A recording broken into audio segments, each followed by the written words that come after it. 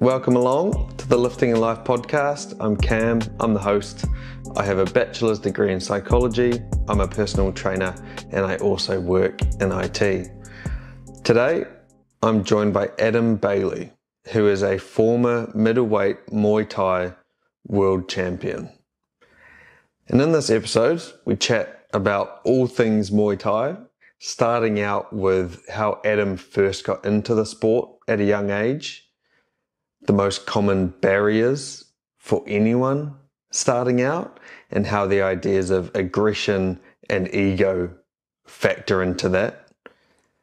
Then we also discuss martial arts and how they are applicable and useful for self-defense in real-world situations. And then Adam gives us insight into how to choose a martial art. You know, if you're already thinking about doing one and you're not sure what one to go with, I would personally say that his advice is very valuable and it doesn't necessarily bias towards Muay Thai, but yeah, it's very useful if you're considering picking up a martial art, but you're not sure which one to choose. As always, I appreciate you tuning into the podcast, and any support you can show, it goes a long way and it helps me keep getting these awesome guests on. I hope you enjoy the episode, and remember, you make you. All right, Adam, here we are, man. Appreciate you coming on the podcast today. Thanks for having me. Excited. Yeah, I've been, like I was just saying to you just before we started, I've been wanting to talk to people in the martial arts kind of combat sport world. So when we managed to link up through an interesting experience of someone reaching out to me or whatever, I was stoked to get you on board, man. Yeah, cool. No, it's I haven't done a lot of podcasts. So normally it's just me banging away to a camera and talking to myself and deleting and editing. I've actually got to switch on here. Oh, it's so much easier when you're talking to someone though. I've done a few YouTube videos and I've done a solo podcast episode. There's something about just staring into a camera and talking to it. It's so hard, man. Like you put on your phone voice and you're trying to recite the script or whatever that you've written up. It's so much harder than just having a conversation that happens to be recorded, you know? Yeah. But where I thought we could start, obviously you're very experienced in the world of Muay Thai and now also business. So we want to get to the business stuff maybe later in the episode. But just to start off with, where did your journey into Muay Thai start and how did you kind of come across the sport? What did that look like? I was involved in martial arts from sort of, 6-7 years old, you know, with general stuff, sort of judo and things like that. And then I actually think, as corny as it sounds, it was either kickboxer or blood sport on the telly. And at 12 years old, I thought, oh, geez, I wouldn't mind doing that. You know, there's people in Thailand in the jungle kicking trees and stuff. Like, it sounds amazing. That looks fun. Just sort of wandered down to a local club and, I was pretty handy, you know, and then had my first fight at 14. But back then it was straight into fighting adults. You know, the first fight was, I think it was at a greyhounds track against a 26-year-old who absolutely punished me. So it was a fair old experience. But yeah, ever since I was a kid, yeah. Yeah. Well, how do you think it sort of aligned with your expectations when you got into, you see those videos of people kicking trees in the jungle versus you going down to a local gym? How did it align with your expectations? Well, my original coach, is a great fella, but not I suppose not too experienced. And I think he might have watched the same movie, so it did kind of align scarily. Yeah. We were pushing cars, and he'd take us up the bush, and would be, it was like cold plunging in rivers, but it was stupid. But it was so much fun. A couple of nights a week. It was real old school martial arts kind of thing. But it wasn't until I met my now wife, and she swam for Australia, so she sort of came on the scene and went like, "What are you doing here, mate? If you want to get somewhere with the sport, we might need to find something a little bit more professional and modern." So, the sport kicking trees in the jungle. Nothing like the jungle. Yeah. Do you think starting out at such a young age made it a bit easier to get into it in the sense of, I'm thinking the mobility and flexibility and all that stuff that you have to have, man, to be able to kick someone in the head. It's quite a lot. Do you Yeah. think it is easier starting out at a younger age when you haven't maybe, I don't know, been sitting at a desk for 20 years and you're very immobile?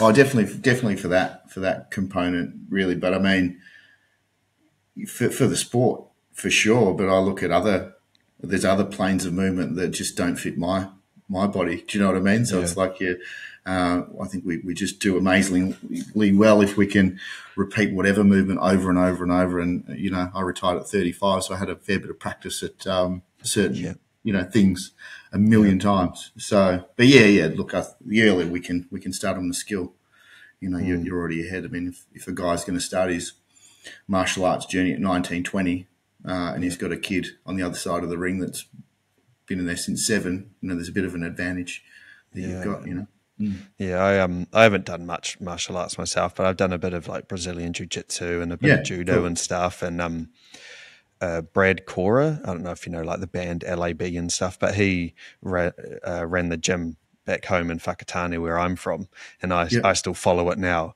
And I see his like kids classes, and they do MMA stuff and judo and that. And I see these kids who are like 8, 9, 10, and that's exactly what I think. Like, man, if these kids are learning these fundamental skills already, imagine where they're going to be when they're 18, 20, still a kid, but they've been training for maybe 10 years already and they're still a kid. Well, it's just with every level of sport, really. I mean, you look at, like you say, I mean, when I first started fighting, you'd be lucky to get 3 or 4 fights in a year, and you'd go and do some taekwondo stuff, maybe some boxing stuff, and fill the gaps. Whereas these kids now, they can fight every couple of weeks. And the BJJ, you're looking at these kids from 6, 7 years old. They can compete nearly every weekend. The next wave, this first generation of, now the UFC is popular, so young dads are getting the kids into it. There's going to be some freakish, kids out there that, on the world stage, and because they're connected to, YouTube, and they can see it. It's like, oh, maybe I can compete on that level. Like, they have a good metric of where they're at in the competitive world. So exciting times ahead. Yeah, I suppose that's right. They would have more of an exposure to international competition, right? Like, what was it like when you first started? What kind of stuff could you consume? Like, was it just on TV? Nothing. Even going to so you'd have a fight somewhere, and maybe 8 weeks later you'd get a VHS that you ordered. Nice. And like a recording of your fight. And you had to squint because you couldn't tell it was resolution.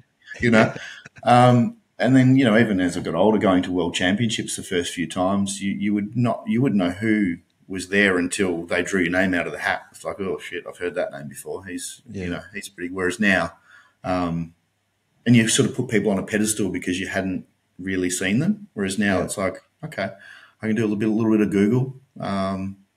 If they're good, they're bad, and we can sort of set these plans. Whereas before it was just, we just rock up and let's just see how this first 3 minutes goes, and then we'll try and wing it from there. Yeah, just see how your training aligns when you actually get into the ring, I suppose. 50% prayer, 50% strategy. Exactly. When you started out, and obviously because you're a coach as well, so maybe when you started out, but also just in general when people start out, what are some of the most common barriers to people, I don't know, getting proficient in the sport of Muay Thai? Ego. Is a big barrier. Like, as I said off air before, 50% of my team of professional fighters are female.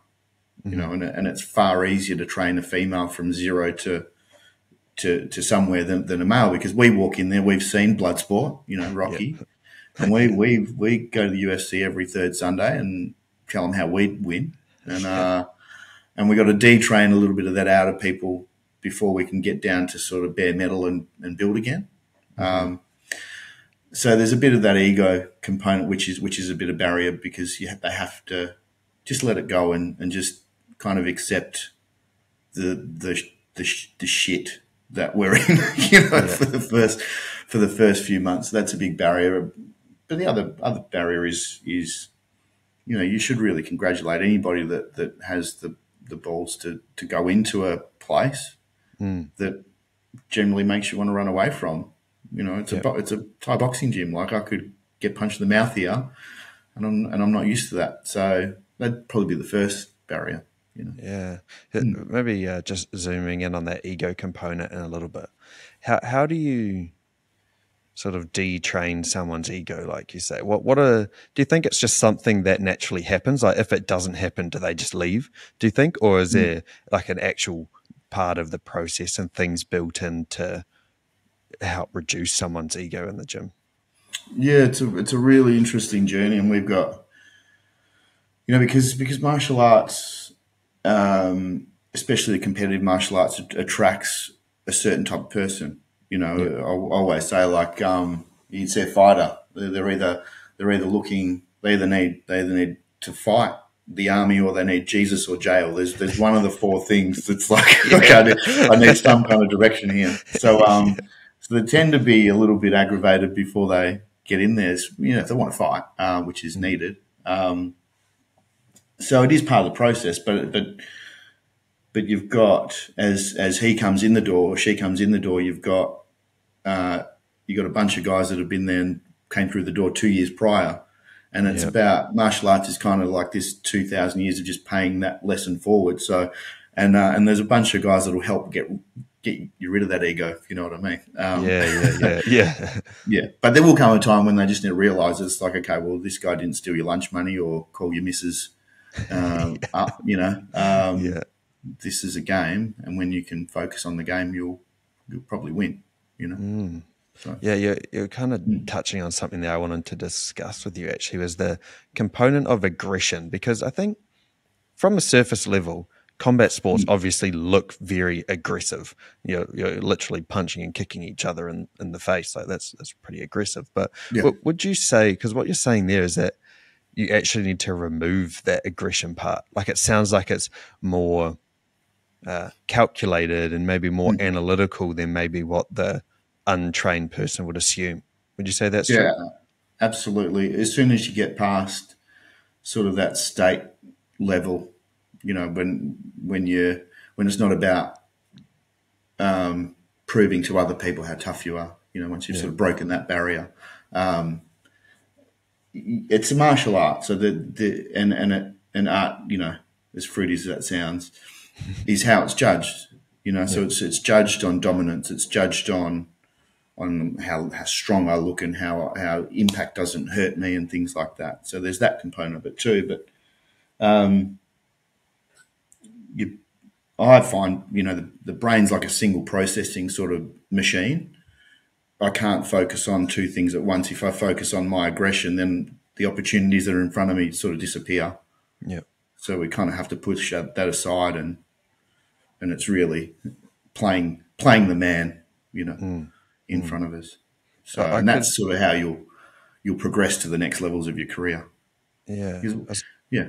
We know that when you start any task, if you're calm, meditative state, your breathing's good, we're having fun, we're going to perform better.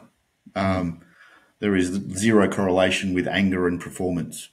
I've never seen any kind of, otherwise we wouldn't be meditating, It's probably a negative correlation with anything. Yeah. So that's just my view anyway. Yeah. How do you think someone gets to that state of calm and calculated in a fight like that? Because I could imagine, especially when you're first starting out, so much stimulus, and the body obviously doesn't want to be in that state, like you were saying about, getting used to that, and you're not wanting to get punched in the face and all that kind of stuff. So how do you get to that place of being able to be calm in a situation like that? Is it just experience, or? Yeah, it's no different to the way I can explain it. It's kind of like just progressive overload of the mind. We don't start squatting with 100 Ks on the back. Do you know what I mean? But it's a little bit like I had a conversation with a couple of the newer guys yesterday morning in sparring, We sort of get going and sparring and things get a little bit heated. And then, the question is at the end of the round, I go, well, what was your focus for that round? Oh, well, I didn't really have one. Well, okay, so then if there's, we've just got to refocus our mind to the game. And then it's just building until, as I say, you can only focus on what's in, what you're focusing on, so you can either listen to the angel or the devil on the shoulder. It's your choice. And it's just after time, over a period of time, you kind of start to listen to the right one. And with that goes all of the, oh no, he's that really hurt. Oh, I don't want to do that. It's focusing on what's in your control, I suppose would be the key. Yeah, I like that. And especially actually being reflexive on it. What were you focusing on that round? Not just turning up to training, sparring, going home. What did you focus on? What could you get better on? What didn't you do well in that round versus just, I don't know, repeating the same thing each time? Yeah, and then going back to the corner and going, oh, geez, I'm so tired. My legs are heavy. I don't know what. Ding ding. Seconds out. I'm going to go again. It's like, okay, well, that's not really a good way to recover or prepare for the next, little portion of the contest. So, What about still on the idea of overcoming barriers or difficult things at the start? What about technically and physically? What are some of the more difficult things that are hard to learn when it comes to the actual technique of the martial art? It's hard to. You just got to, like with anything. I mean, the hardest thing is getting to the gym consistently and embracing being terrible. And that's not just in Thai boxing, right? That's with everything. I mean, you may have experienced it with podcasting or something else that's been important to you. And, I know I have in 100 different ways, just going, geez, I'm just shit at this. How long is this going to take before I can turn a corner? And, so that's a big skill in itself. But technically, I think if the club that you're with, can lay out some kind of syllabus in order that has a layering effect of progression. Whereas Thai boxing previously, when I was young and I did my first sort of big trip to Bangkok I'd be 17, before, you could go down there to Phuket and get your little hand raised against a taxi driver and a photo for your Facebook profile, like when it was, proper. Whereas it was taught from a very negative standpoint. You were just told how terrible it was. No, kick, no good, no good, because they couldn't speak English too. They also hit you with a stick and things like that. So it comes from a negative standpoint. Do you know what I mean? I think coaching these days needs to come from a layered approach and it's not all Care Bears and rainbows, but there should be positive reinforcement and understanding of, okay, well, now this is where you're at. This is the next thing we're going to add to this. And as long as people feel that progression, I think they can get through that first little period. Yeah, I really like how the stuff you're touching on is so much about mindset. It's not necessarily actually about the technique itself. It's about the letting go of your ego. Then it's the habit formation. And like you say, that habit formation and being shit at something at the start, I think that's what discourages people from pursuing so many things they want to do. And Muay Thai is a perfect example. Like, oh yeah, man, I'd love to be good at that. But, nah, I'm going to go to the gym and I'm going to be shit. I'm not even going to be able to throw a kick or a punch and I'm going to feel silly. So I'd rather stay at home and watch UFC and say how I would have won that fight instead, because it's more comfortable. And it borders on that imposter syndrome stuff. Do you know what I mean? People are scared to, you can be, when you're new to something, it's okay. To not be great, like it's fine. And I think we put a lot of pressure on ourselves to, maybe that comes back down to the ego thing, a bit too much bravado. But like you said, I mean, the technical difference between a national champion and world champion is between the ears. It's very, very rarely technically based when you get to those levels. Yeah, so, what I would say is just imagine where you could be in a year's time. you're all of a sudden got a year of experience under your belt, been going, I don't know, 3-4 days a week, but you had to start off in that first month is a bit clunky and you feel really new and really out of place. And then all of a sudden you know how to do the thing. And what I think too is that when you have the courage to pursue something like that, it's a mindset that you can then apply to different things as well, that you become less scared, I think, about picking up something new. Yeah. A conversation with my son, we're trying to get him. He's, as I said, my wife's a very good swimmer and he's gone down that path, thankfully. A little bit less stressful, but, get him up, go to the gym with me at 5:30 in the morning before school and, it's the same conversation, I was trying to tell him, every single one of these sessions is it's like $1 in the piggy bank, and there's going to be a day that's going to come soon and you break that open and it's going to pay dividends. But it's that accumulation of whether it's time on the mat, in the pool, or in the gym, or it'll come. But also, if we're not putting that dollar in when we go and reach for it, and we haven't done the work, it's not going to be there either. So we don't get that time back.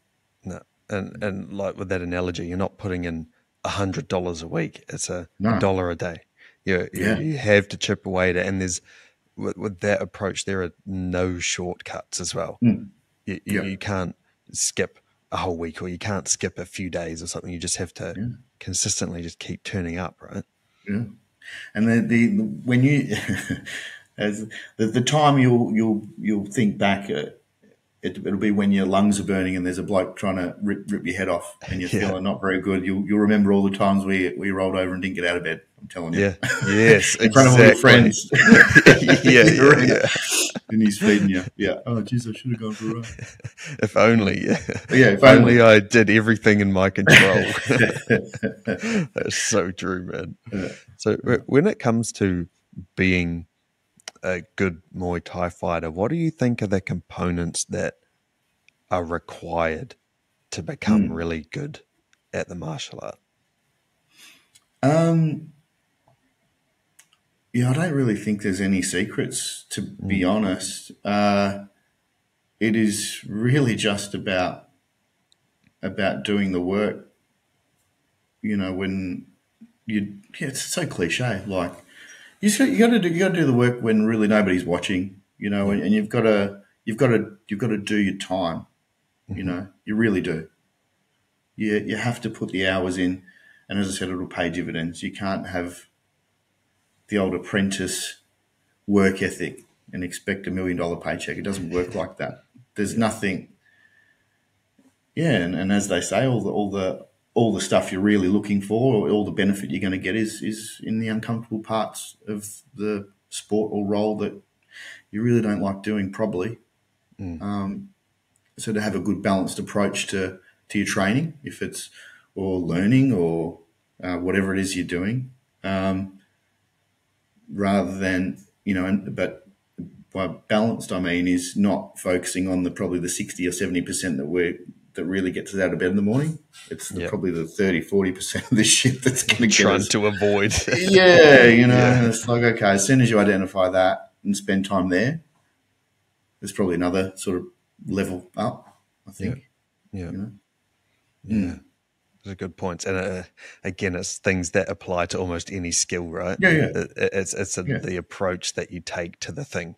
It's not necessarily the thing itself, but it's, do you have that growth mindset and willingness to want to commit and progress? Yeah, it's a silly one is the skipping leg day meme. Yeah. Skipping the thing you don't like. Yeah. Sweet arms, man. Like, lucky there's track pants. How much can you squat? Yeah. So it's like, yeah, that's a good point.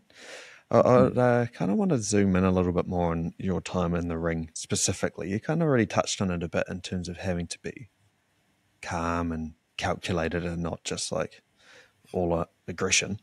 But can you zoom in on your approach a little bit more? And when, like maybe even if we break it down from like the pre-fight to actually when you're actually fighting, what does that look like in that moment itself? So maybe starting here with the pre-fight, what does that look like? What are you telling yourself? What are you visualizing? Well, so it gets a little bit lonelier as you progress because obviously the main events comes on last. So it's kind of like, okay, well, um, it's I would normally starting the week of the fight. Generally, I'd be losing 10 kilos that week, trying to make weight for the That's fight. You know, that's a so lot of weight to lose in a week. yeah. So I used to, anywhere over sort of 10 or 12%, we're in trouble of your total body weight. 15%, you probably, well, likely to die. So there's Probably don't want that to happen. yeah, exactly right. But I was, always traditional Thai boxing body's tall and thin, and I like to lift weights. So I'm short and, a little bit thick in the body and head sometimes. So I was always a lot shorter. So I was like, okay, I kind of want to cut weight a little bit more because we're talking, I would rather take the 5'10", 6-foot guy's leg than the 6'4" guy's leg. There's a bit of Makes sense. difference and arms as well. So the fight week's always preoccupied with cutting the weight.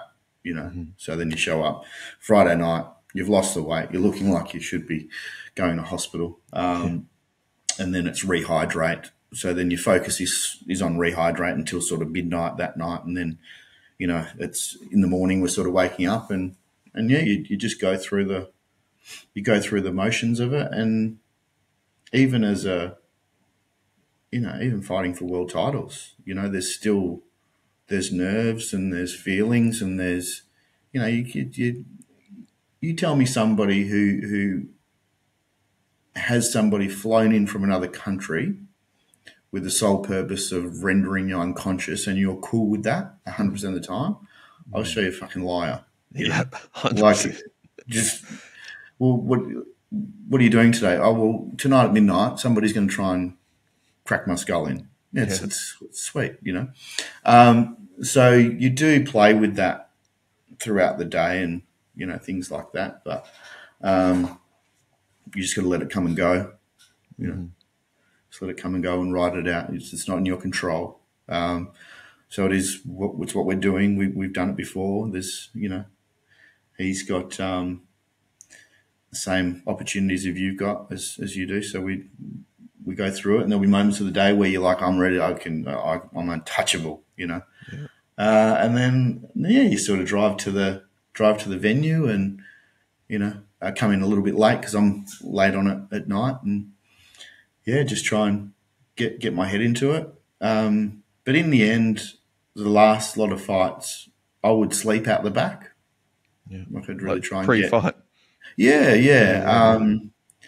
Because I'd ruined it so many other times trying to get pumped up, and do I do the music, and do I, shadow boxing, and then, because you never know exactly what time you're up, because there could be knockouts or there could be, breaks or whatever like this. So it's kind of, and I just try to switch off until 3 fights before, and I'd try and sleep 3 fights before. My alarm would, go off to wake me up at a certain time, and have a bit of sugar, and then 3-fight ritual to get into the ring, and away we go.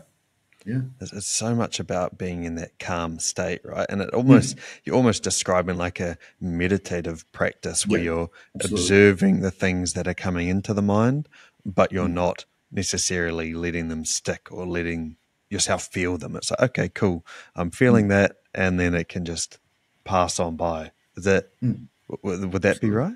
Yeah, it's again, like, you can't control it, to some degree, because there's always times, and maybe you've experienced it yourself, where sometimes you might search for the negative thing, okay, I don't know why we do that sometimes, but no, it's very much just, if we can just try and get it in and out. If we're nervous for one period of time, we're going to feel good for the same period of time, and I always likened it to just a breeze, it comes in different angles, sometimes in your face and sometimes at your back, and it's kind of the way it works. But don't fight it. It's just it's what your body's doing. Yeah. Fight or flight and all that jazz. It's there for a reason, I suppose. Yeah, so, I've heard it described like cloud. You're the sky, and the thoughts are the clouds. It's like the clouds just pass through. Sometimes it's clear, sometimes it's stormy, but they're going to pass You're through right. eventually, you know? Yeah. Yeah. Yeah. And when it comes to the pre-fight, when you've actually gone into the ring, I've noticed that a difference with Muay Thai, you have sort of like a ritual that you do pre-fight. Can you describe that a little bit? Yeah. So there are a lot, from the headpiece. We've got projects, the armbands and things like that. So it's steeped in Buddhist religion. Mm-hmm. I'm not a Buddhist guy, but still, I respect the origins of the sport. And for me, it was, there's the ceremonial dance that occurs before the fight, and that's a way it's warding off evil spirits and things of that nature, sealing the ring from bad energy and things like that. And the dance in the center is paying homage to whatever it is that's important to you. And for me, it was family. And again, it's a sort of a kind of melodic, and it's definitely not the pacing around the ring, frothing at the mouth kind of thing. Yeah. And again, it's just breathing and taking your mind to a positive place. And that's how it sort of played for me. Last chance to sort of clear the brain out and go back to the corner, and your coach says a prayer, which is we got Thai trainer that we've got would be some kind of chant that they would have, and then we're off. Wow. So yeah, I love how it just seems so counterintuitive to what you think like a combat sport or a martial art would be. You think you'd be listening to hardcore music and trying to get your adrenaline and your arousal up so you can come out like a raging bull or something, all fired up and ready to smash the other guy. But it's almost the opposite. It's almost like bringing yourself to the present, lowering the heart rate, being mindful about your current situation, which is the exact opposite to coming out like a raging bull. Well, I used to come out to so later in my career, as defending titles and things like that, champion walks out last. Well, the home team as well walks out last. So if they're coming into WA, but I'd always play Mbop from Hanson. Yeah, because it was a good way. I read once just about interrupting patterns. And you see these guys coming out to Metallica and this, or just heavy stuff, and then I just love a song, and everyone in the crowd laugh, and I thought, okay, well, I'll just take the edge off that one. Yeah. And, sounds silly, but that's so interesting. I mean, strategy, man. You're in their head already. Well, that's it, and it's the ultimate poker face. He's going to be feeling some nerves, no matter how mean and nasty he looks, or with his mohawk and tattoos. So he's got a little bit in him as well. So if I'm coming down laughing and smiling and high-fiving some people and with a stupid song on, maybe I'll get a little bit of a mental gap on it. Yeah, a little bit of an edge, not like hood on with like some Eminem or some hardcore rock playing. That's good, man. I rate that. So when the fight actually starts, like when it gets underway, where is your head at, and what are you trying to assess straight off the bat? Like, what does the strategy look like there? So offensively, I always had a similar approach to first rounds, and I would always try and take the front leg and the rear arm. Mm-hmm. So if I had nothing else to do, it would be, if I can take some chops to the front leg and slow a bit of movement, I should say, can't even speak, and also chops to the arm.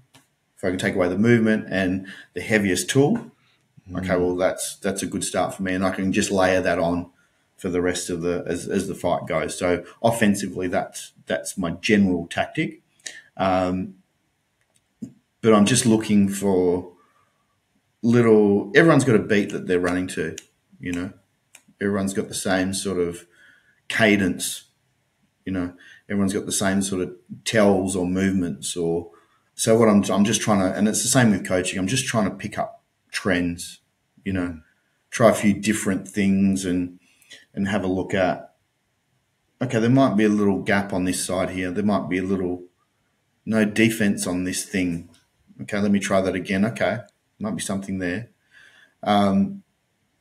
and it's a bit of a feel out that way. So then we go back to the corner and go, okay, right. So what was he hitting me with? What was it? Okay, right. What's my strategy there? Okay, what was I hitting him with? Okay, cool. Well, I'm gonna dial that one up a little bit. What was I missing with? All right, that's gone. That's away. We're not using that thing anymore. And so it's just that game of play. But again, I can't do that if I'm, oh shit, or Hacking out. it's my cue, you know. It's just, it was never my style of, you know. It's great for TV when these guys stand in front of each other and call each other on, and you know they'll be dribbling on themselves by 45 or in a helmet. But you know, as long as the crowd's happy, I was a little bit more of a thinker in that way. Yeah, and I think that's why I had a longer career. You know. Yeah, you can just be a bit smarter with it, I suppose, right? Yeah. One of my first Thai trainers was saying, you know, and he goes, "Look, you want to hit them and not be hit." It's like, yeah, that sounds like a pretty good idea. I like that plan, actually. That makes sense. Yeah. So that was kind of it. You know, and when it comes to approaching those fights, would you, like we spoke a little bit about how you were able to watch your opponent or research your opponent a little bit, would that alter your strategy going into the fight depending on who it was? Like, would you, in the back of your mind, kind of know what they typically do, so maybe you would alter your approach a little bit, or is it still more about learning as the fight progresses and seeing what happens in the fight itself? Yeah, look, you've got to, at the higher level, well, not any level now, because it is available on, you know, on Facebook and all this sort of stuff and YouTube and things like this. There is an overarching strategy.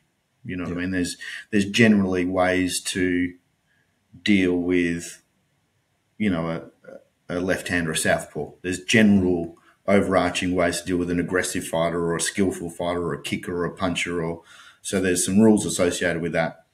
And you might pick a couple of gaps. You know, it's good to see a guy get, you know, maybe knocked out or hurt by a certain technique. We go, okay, we're gonna chuck a few of them in there. Let's do some of that. Yeah, we're gonna do some of that. But it's about you also want to do your research at the right time. You know, it can't be 2 a.m. when you're feeling nervous because you're fighting some killer and you go, oh no. You know, it really has to be in a good strategic space. You know, get the notepad out. Let's write some stuff out. Let's watch it again and again and again, and kind of formulate your plan from there. Yeah. What do you think were some of the key areas in your career that you progressed with that allowed you to get to that world championship title level? Being beaten. And being beaten in ways that were inside my control.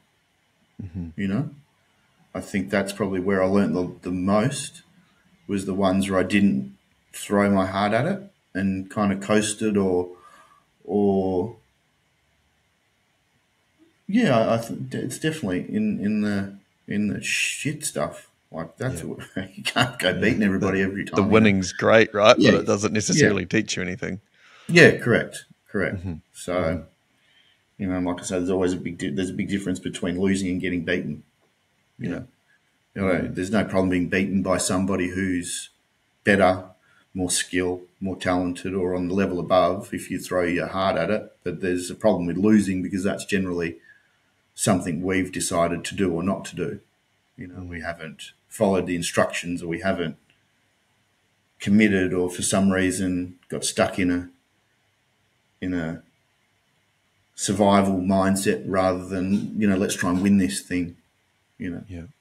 So like, I think that's what you're trying to teach your son at the moment. Yeah. So there's no bother in being beaten if you go at it, and you'll sleep at night afterwards. Yeah. It's when you lose and you've not really given it everything. That's when you won't sleep for a couple of days. And it doesn't even matter what it is. Like, I talked to some bodybuilders, and I've done a couple of shows myself, or even running races or whatever. If you, like you say, don't win, but you know you did everything in your control, you're like, well, that's sport, Yeah, that's what absolutely. happens. But at least I did everything that I could do in my control. You didn't choose to miss a session or skip out on your diet or whatever it is. You Yeah. know you did everything. So yeah, it sucks losing, but at least you can be content that there's nothing more that you could have Yeah. done to put yourself in a better position. Yeah. Absolutely. Yeah. Yeah. And as you have kind of progressed in it at this point you're at now, and reflecting on it, what do you think the martial art or the sport of Muay Thai means to you from a macro level? Like, what has it given to you in your life now you're at this point? Oh, everything. Everything. Um, yeah. Every there's a lot of lessons to be learnt in a boxing ring about yourself. There's and they're publicly learned. So and it's the same sort of concepts in life and business, and there's no different. Just chop out and insert sport here. You know what I mean? If you really had a crack at a sporting career, it's all the same stuff. But it's given me everything. Absolutely. Without it, I'm not sure where I'd be. Yeah, So, it's so evident too, because all of the things that you're referring to can be copied and pasted into yeah, anything else. It could be, I don't know, playing golf, even yeah, playing tennis. Like, it's all the same skills. It's not necessarily the thing itself. It's about applying those lessons to whatever it is that you're wanting to pursue. yeah, 100%, 100%. Moving into the world of business and entrepreneurship, what did that look like for you, and when did you kind of decide that you wanted to go down that route? Well, it was just, I was traveling a lot. I was wanting to go to Thailand a lot, for big periods of time. And it's like, okay, well, who's going to employ me? Do you know what I mean? How much annual leave do I get at this job? Yeah, exactly right. And I was out of school by sort of middle of year 10. So I wasn't exactly lighting the world on fire academically, So uni was never in the. My mum actually forged my report to get into TAFE, so this is all built on a lie, this fitness stuff. I just did a certificate 2 in sports training or something like this, sports administration. I didn't even get into that properly. But anyway, we don't need to talk about that. So I went to TAFE and then went on and did the Cert 3 and 4 and health and fitness. So, but I needed to work for myself. So, I just found Globo Gym, and it was a fitness first, and it was like pay your franchise fee and pay your rent and get in there. And I thought, okay, well, I can work my own hours. I can train there for one of the sessions, and I can sort of do my thing. So I grew up in Armidale, which is pretty rough sort of joint, So I was like, okay, well, I don't think the personal training business is a goer in Armidale. So not much of a market there. Yeah, that's not really the best market. At the times I was training people, most of the people in Armidale were out burgling. So no, you need to be fit to do that, though. It's like sprint training or climbing into windows or something. So no, I picked a gym in the western suburbs, which is the good side for Perth, and you get near the beach, and kind of drove an hour or so every day to get up there, and yeah, just got the hustle going, and I really enjoyed training people. So I like people getting results. So that's not changed. Yeah.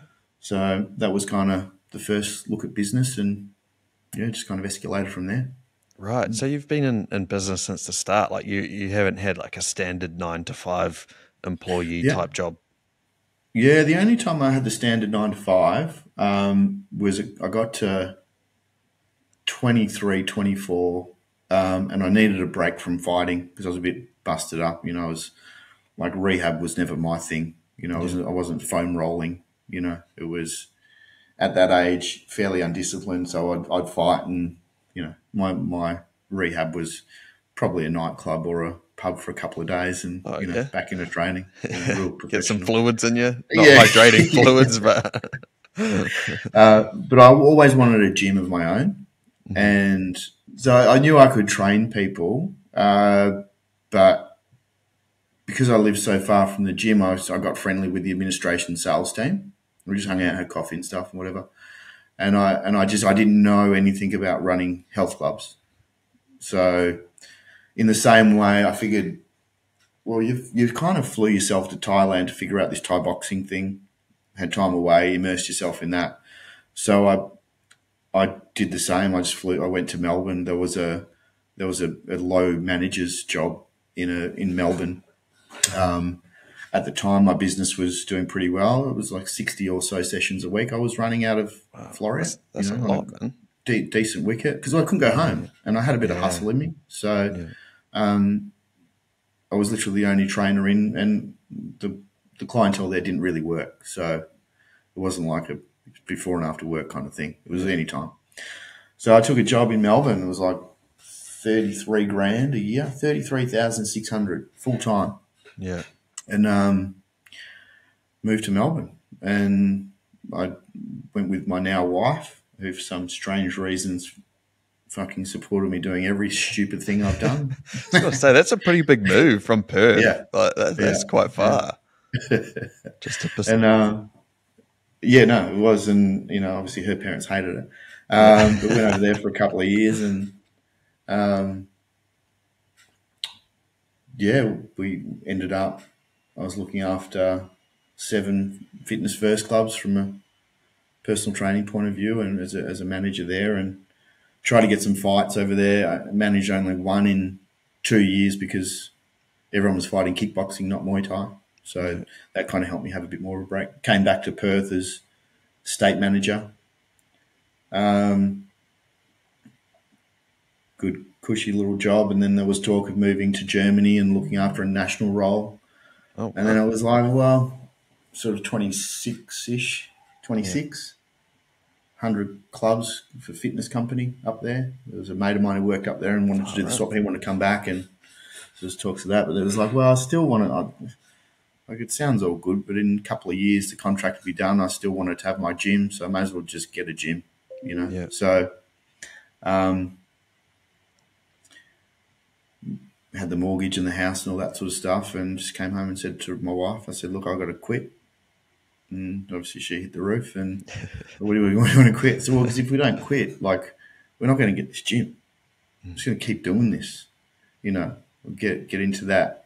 Being paid okay, moving along. I had some nice stuff. It's the catch-22, man. You get a bit comfortable, and you're like, I could just keep doing this.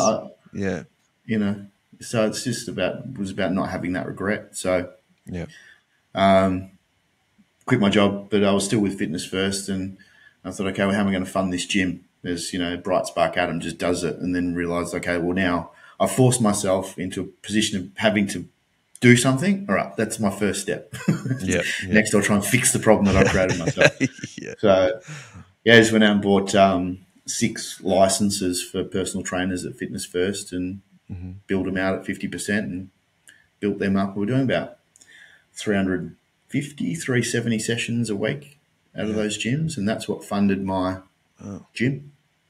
So, so you've been in that fitness space basically like your whole career and different. First job out of school was reception at a leisure centre. Yeah. So, wow, that's cool, man. And then. So now you're at the point where you also have Muay Thai gyms as well, right? So what was it like? What's the difference between like a gym, like a fitness center, versus like a Muay Thai kind of gym? Yeah. Well, I wanted, because I said I was 27, I really I love health and fitness. I love lifting. As I said, so the great part about my life is I really felt like I found a calling where I could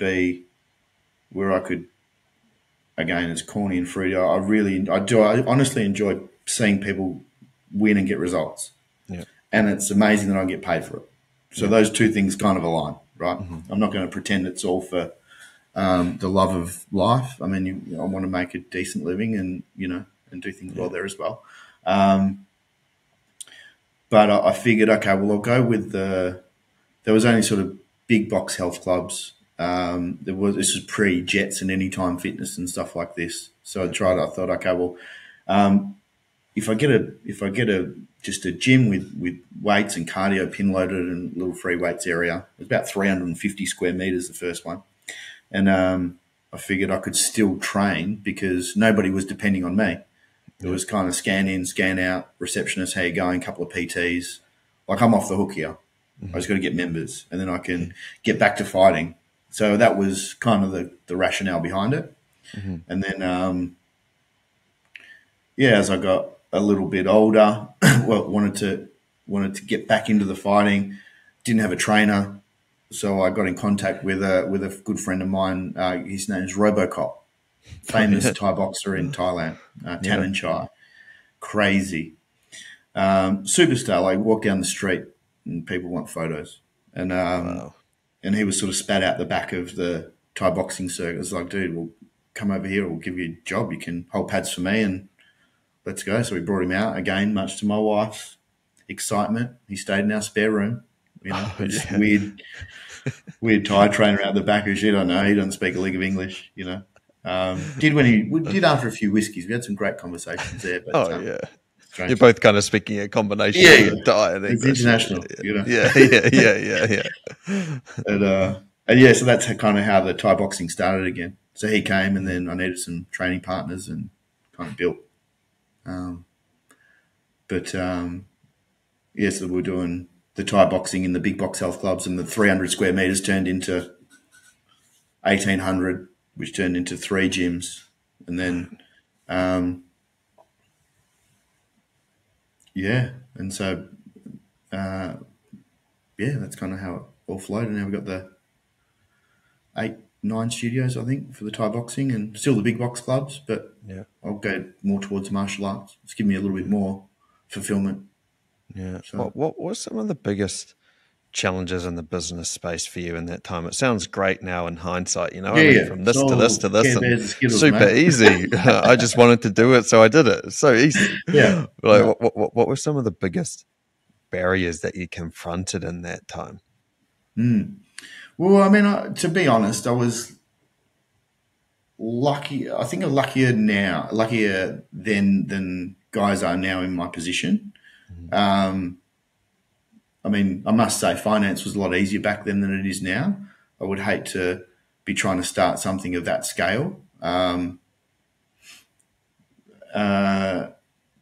it was a better time because there weren't little studios. PTs weren't having that confidence that they've got now to get out and get an industrial place and, you know, to do like it wasn't happening. And an idiot me went straight for the top. You know, let's go and get Life Fitness and spend, you know, all this money, top of the range. Let's do it. But I'd already made the mistakes with other people's money with Fitness First, so I was confident there. Yeah. But the barrier, the tough stuff, we were selling memberships in shopping centres off a plan on a bit of paper. Like, is it like you like just standing in the mall at like one of those stalls? Casual leasing. And then I did a bit of a contra deal with the landlord of the shopping centre because they had an empty space in there. So I was like, okay, cool.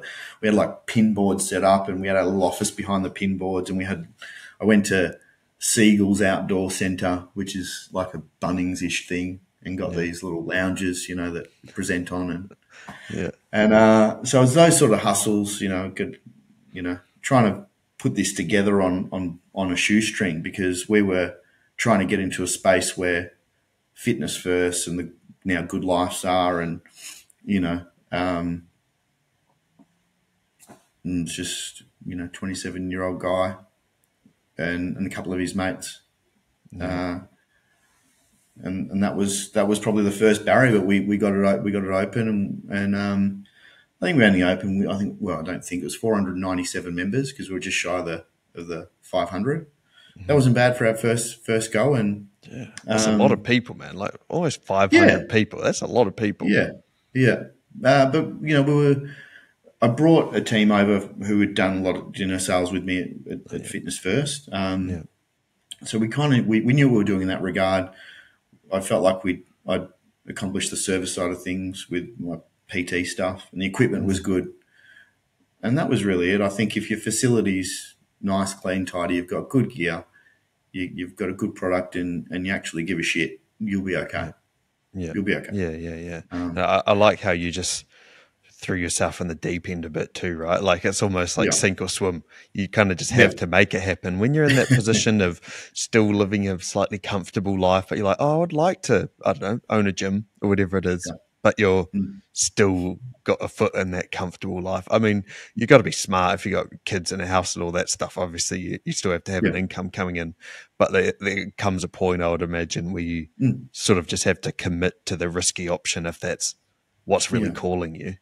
And I was happy with, like, I felt like I'd done my apprenticeship. You know, I went over, I did my time, I learned my lessons. I spent a couple of years understanding the systems and how to make it work. So why not? Why not? You know, I think now it was at 2009. Now I'm sort of I'm thankful that I made that decision. So, but I know plenty of other stuff. I mean, I remember waking up in the middle of the night one night, you know, with $50,000 tax bill due the next day. I had no money, you know. What, you just make it happen? Yeah, it was because I didn't know how that worked. Like, wait, what is this tax thing? Yeah. Well, this isn't my money. Yeah, because you work for somebody else, you don't see that. No. So there's those sort of problems. You know, I'm looking at my wife in bed next to me, going, "How the fuck does she? What is she even see in me? You know, how does she think I'm going to do this?" But again, you know, you do the right thing. You call up the taxi, go, "Oh my God, I don't know what I'm doing. Please help. How does this work?" You should really have an accountant. Yeah, no shit. Thanks for that. I'll go and cheers, find mate. Yeah. I was a personal trainer for a few years as well, and contractor as well. So like owning your own business effectively. And that's the hardest thing, man. You don't really learn that when you're getting your personal training certificate or like you're chatting to other personal trainers. It's all about how to train people and how to get new clients and all of that kind of stuff. It's not like you should put X amount away for your tax bill. You should put this amount in here. This is how you should invoice people. It's you're passionate about the thing, but you don't necessarily know about all the boring stuff, I suppose. Maybe it's that 30 or 40%, that you want to avoid. It's kind of like that, right? Like it's just such an unknown when you get into the business world. But it's like the same stuff I was talking about with the fighting. I remember the first time going, I got went to this accountancy firm, and so silly. Like I remember it was the first, like I put in a button-up shirt, you know, looking nice. Like, you know, walked in there and they're talking, you know, in these terms. I'm like thinking, shit, like, what are you saying? Well, yeah, what is this? I'm writing things down, but pretending. Oh, yeah, you know, I know. And I'd go home and Google these things. And I remember saying to my wife, I was like, well, what the fuck? Why am I'm paying these guys. Why am I wearing a shirt? Like, yeah. And then it was just, okay, you got to go back and embrace that suck. You know, let's just get in there. We're paying them the money.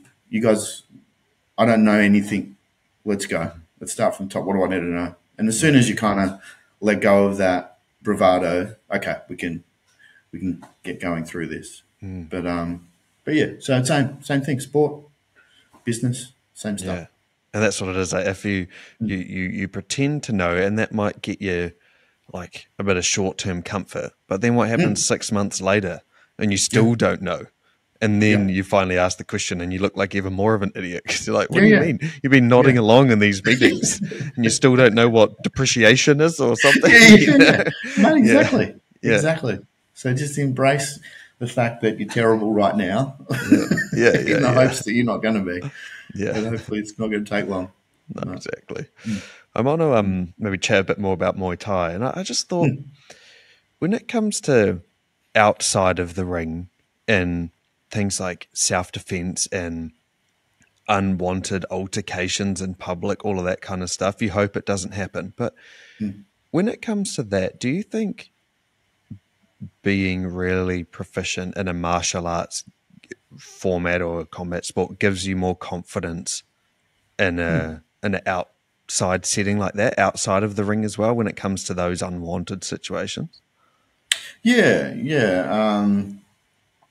And look, there's only a couple of, I mean, there's a few times, only a couple of times that I've actually had to use it. But yeah, it's not, yeah, I suppose it's a tough one. It's like, dude, I can't, you're in that location. It's like, dude, I do this for a job. You know, what are we doing? Like, what outcome are we chasing here? You know what I mean? But you definitely, the good guys in the game, you know, would be just as easy to walk away and, you know, what's the point? What do you have to get out of it? And you get your fill of fighting. Yeah. Do you know what I mean?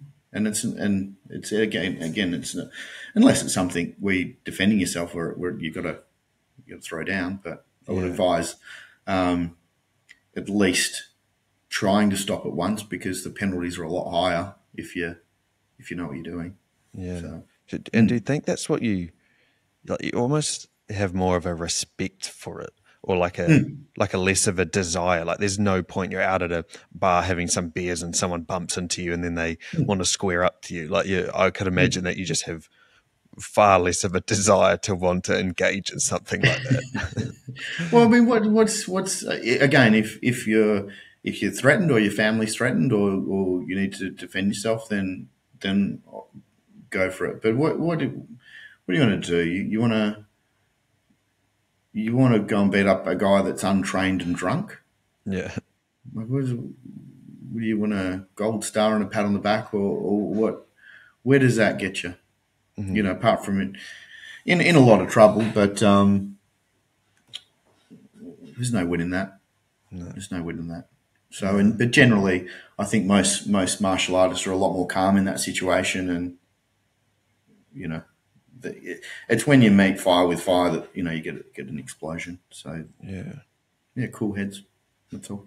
Yeah, I suppose that's what it would be, right? If you're not really accustomed to that kind of physicality or that sort of situation, you'd probably be running way more on adrenaline and sort of, I don't know, innate hormones and all that kind of stuff, rather than like your more calculating kind of brain. Yeah. So, but again, I don't really think there's not a real good understanding. The problem is a lot of people in the general public really do have a misguided idea on how good they are. You know? Yeah. No, like they've watched like 47 UFC fights. yeah. And I mean, you imagine just picking on the wrong guy, you know, go be unlucky. And even if it's a lower, you know, sort of a mid-level BJJ guy they decide to pick on drunk, they'll put you to sleep. This is what's happening. Like, it's not, you know. But, you know, as you get older and go out with more kids, you know, your kids more, you don't tend to be in those, you know, environments. Yeah. Still happy to, you know, flip the bird on the freeway every morning on the school run. Jeez, someone cuts you off. You have to let them know. It's my lane. Yeah, 100%. I haven't quite mastered that one yet. Yeah. At least you're not punching them or anything, though. So if they pull over, though, I mean, I'm so sorry. That was my mistake. I don't want to engage in this. But you pulled me out of the car, you know. So that's right. Yeah, when you're kind of mentioning BJJ there, and I don't know exactly how to ask it, but when it comes to maybe someone's, I don't know, considering wanting to pursue a martial art, because I've done a bit of jiu-jitsu since I've been here too, but I've been really feeling like getting into something striking, whether it's boxing, kickboxing, Muay Thai. But when it comes to deciding on what to pursue, how would you, I don't know, like what would your advice be on what kind of martial art or combat sport to pursue? Well, yeah, so look, I mean, blanket approach is it's got to work, right? Yeah. You can do, and maybe karate guys are going to get upset, or judo or taekwondo or anything like that. But for me personally, and I think the UFC's proven this, it's Thai boxing, BJJ, and wrestling. Yep. If you one of those three or mix them all together, you've got something that you can lean on in case of emergency. Mm-hmm. If you're standing doing katas and right, you got to stand there before I get there, and I'm going to decombobulate your frontal lobe. I saw this funny ass video of this dude who he's like self-defense if you know karate, and he like walks around the whole bathroom like doing his moves. He's like, you wait till I get there, and he's like pacing around, and then he like missed him, so he's like, you wait, I got to go around again. I don't know. I thought it was so funny. But I think the answer is you pick the one that gets you out of bed in the morning. And I think that's the same with any exercise or business venture or stream of education. Yeah. Because if you've got to force it, it ain't for you. No. Because it should draw you, and you'll know that pretty quickly. But also sometimes you just need to freshen up. You'd probably be the same. You've been in the gym all your life. Yeah. You go through cycles of, geez, if I go on another squat rack this week, I might just, might be the end of me. So you go and find something like, BJJ for a while and do that, and then you might lose a bit of love for it. So okay, well, let's go find something else. Not everybody has to stay in it for life and be the best in the world. It's about just challenging yourself in your own journey. I love getting back into BJJ. I got a good friend of mine, Rodrigo, Brazilian guy, black belt, who it was just fantastic being fucking woeful, and starting again. And but again, missing all, like I went straight to the black belt. I didn't muck around with, a 19-year-old guy, Yeah. I gotta fucking get up tomorrow. This is I'm not sure my knee's going to stay in as it is, let alone you roll on it. So what are some of the biggest flaws in your BJJ game, do you think?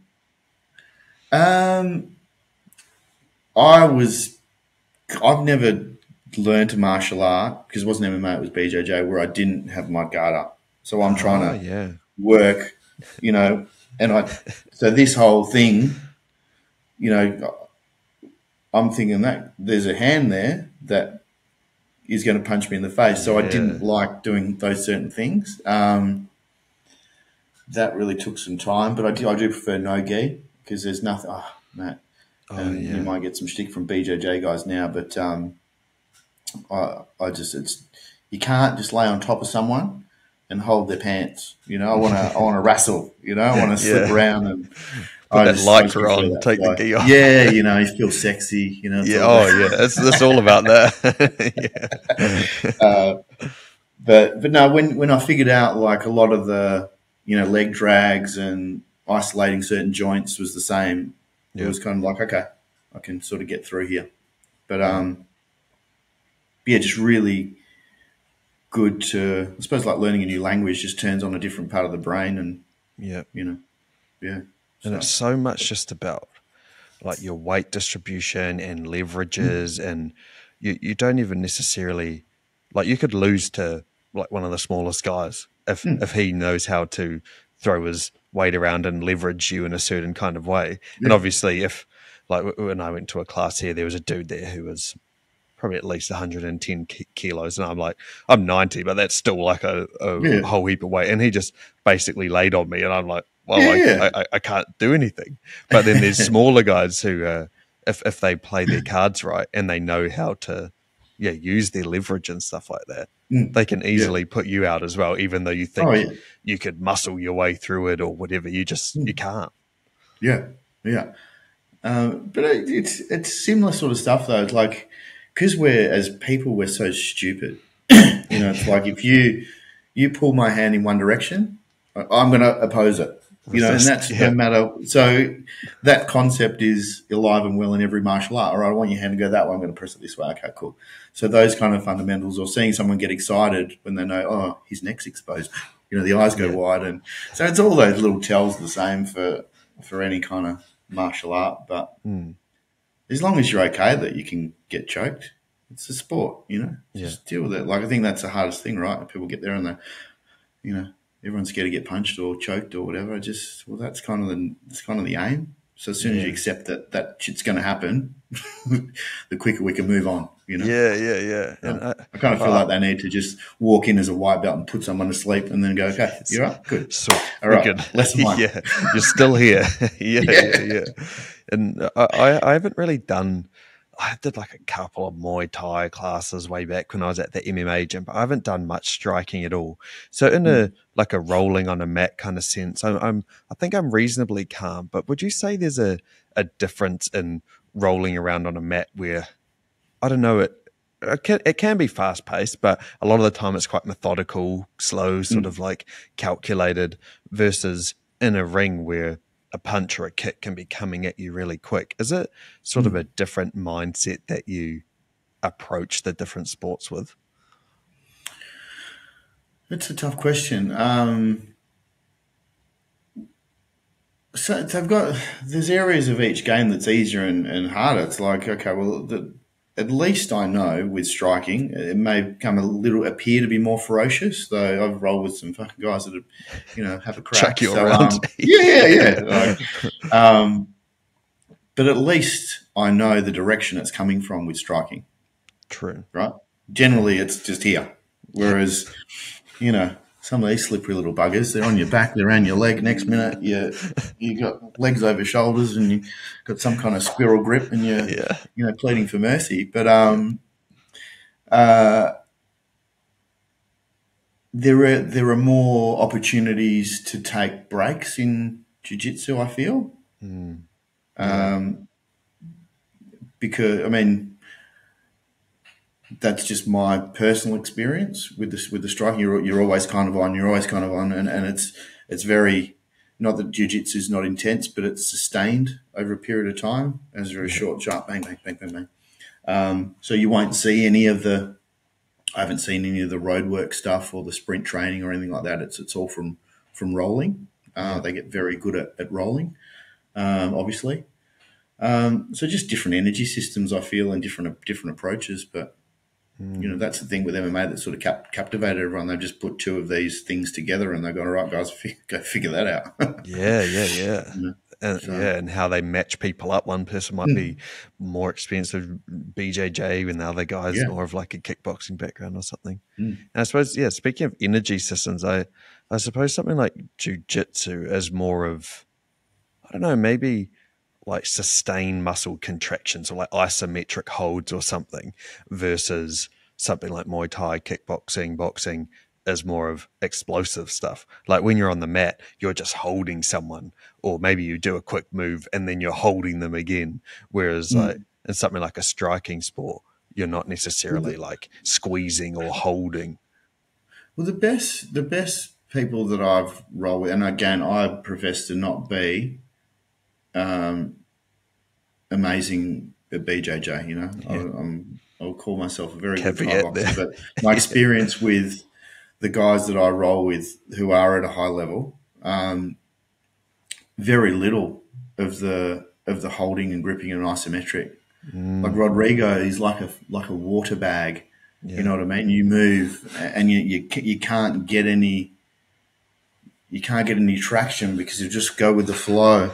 But his pressure, his downward pressure that'll, digging the head in and using the angles to get his weight on you and sink into your ribs so you can't breathe, yet at the same time remaining fluid, is what I really love about that game. Because again, you have to be cool to not be aggressive. But the thing is, the aggression comes by kind of boiling them up. You know what I mean? It starts off with a slow pressure to get in the right position, and then it's a little gear up and little gear up and little gear up, and then all of a sudden it's like, okay, sorry, Matt. It's like constricting or something, like a python or something like that. I don't know, like okay, you breathe out. Wow, here's a little bit more weight. Oh, you breathe out again. Here's a little bit more weight. Yeah, and that you can't do that if you're angry, or you know what I mean. It's the same sort of thing. and that's how these guys can roll for 45 minutes. And, you know, I get on there and go nuts out for 3 minutes and wonder why. Yeah. Just give my back 7 times. Yeah. You're just trying too hard. Just need to relax. Yeah. Let go of your ego, Adam. You know? Yeah. You're bringing your ego onto the mat. Shut up! I'll choke you out next time. Yeah. Then all of a sudden you're tapping out again. Yeah. But, yeah, man. I feel like that might bring us to the end. I haven't actually looked at my notepad once. I might consult my notepad, see if there's. I feel like we touched on everything, man. Yeah. I don't know. Did you have anything else that you wanted to chat about? I feel like that's that was good. I appreciate your time today, man. That was a really good chat. Thank you. Yeah, even though you haven't podcasted, have you podcasted at all before? Have you done any podcasts? This was the first one. Yeah, good job, man. You speak really well. Yeah, right. Good stuff. But no, I appreciate your time, man. We might wrap it up there, but yeah, I'm sure we'll talk again in the future, man. Who knows? I might even have you back on again, and we could deep dive into something more specific. But yeah, man. Yeah. Oh, actually, last question. If people want to follow you and check your stuff out, where's the best place for them to find you? Adam Bailey Pursuit is the Instagram. Yeah. But probably best not to plug my OnlyFans, PG-13. Oh, no, you're probably not. Hey, I mean, we can plug it in. Is that your best platform, like your highest following, would you say, or? Well, I'm just getting started with all that sort of thing at the moment. I've been pretty lousy. I was meaning the OnlyFans, but my OnlyFans, no subscribers on the zero. Damn, not even the missus. No. Yeah. But no, your Instagram's good, man. Like I was saying, because I followed the Pursuit Muay Thai one. I was checking it out, and the instructional videos that you were doing are good. So I'd recommend, like, I don't know, at least for me, who's someone who isn't experienced, I found them really useful, and you explain them really well. So I'd recommend people checking them out. But yeah, might as well wrap it up there anyway. But yeah, appreciate it, man. Good chat. Mate, we'll keep on going, man. Like, I think this is awesome. I appreciate it. What's the win for you? What's the win? I don't know. It's just keep tuning up, I think, is the win. Yeah. Like right now, the goal is weekly episodes. I'm going to take a few weeks off over the next few weeks because we're meeting Chloe, my partner, her cousin in Italy, and then my mum's actually coming over for a few weeks too because we're obviously in Manchester. But outside of that, just weekly episodes, man. Just keep tuning up. That's the goal. Yeah. And then I've got stuff outside of the podcast. Obviously, I want to. I keep getting recurring calf injuries, so it's pissing me off. But I want to do either a half or a full marathon, and then something strength based. Like I'd like to do maybe like a powerlifting comp or something like that. But cool. Yeah, man. For the right now, podcast just weekly episodes. Keep turning up. Very nice. Well, I wish you all the best, mate. Yeah, appreciate it.